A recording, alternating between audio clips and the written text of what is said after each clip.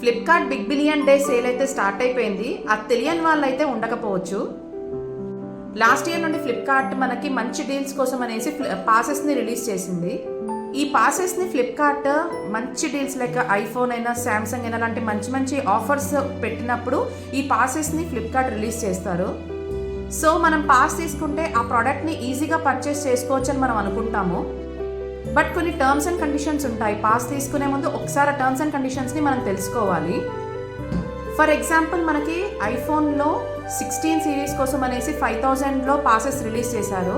And శాంసంగ్లో S24 సిరీస్కి 1000లో passes release చేశారు. For example మనం ఆ పాస్ పర్చేస్ చేశాక పర్టికులర్ ప్రోడక్ట్ ఎలా అంటే ఇప్పుడు ఐఫోన్ 16 తీసుకున్నాం, దానికి 5000 రూపీస్ పాస్ ఉంది. అది బిల్లింగ్ అప్పుడు మనం ఆ పాస్ కోడ్ని ఎంటర్ చేస్తే ఆ 5000 రూపీస్ అనేవి మన మెయిన్ అమౌంట్లోంచి డిడక్ట్ చేస్తారు.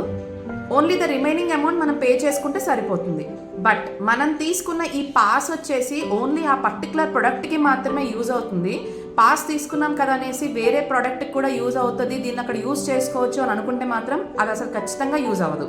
ఆ పర్టికులర్ డీల్ రోజు ఇఫ్ ఆ ప్రోడక్ట్ అనేది మనకి దొరకలేదు అని అంటే మనం పర్చేస్ చేసిన ఆ పాస్ అమౌంట్ అనేది రిఫండ్ అయితే ఖచ్చితంగా రాదు.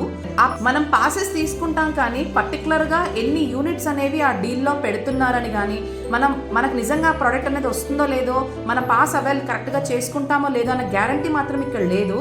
పాస్ తీసుకునే ముందు ఒక్కసారి థింక్ చేయండి.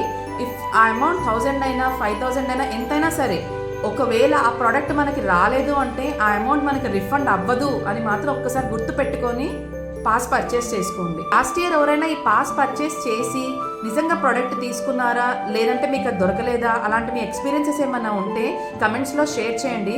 సో దట్ అది వేరే వాళ్ళకి ఖచ్చితంగా అది యూజ్ అవుతుంది. మీ ఫ్రెండ్స్ అండ్ ఫ్యామిలీస్లో ఎవరైనా ఇలాంటి పాసెస్ తీసుకోవాలి అనుకుంటున్నప్పుడు ఈ ఇన్ఫర్మేషన్ అనేది షేర్ చేయండి. సో దట్ వాళ్ళకి అది యూస్ఫుల్గా ఉంటుంది.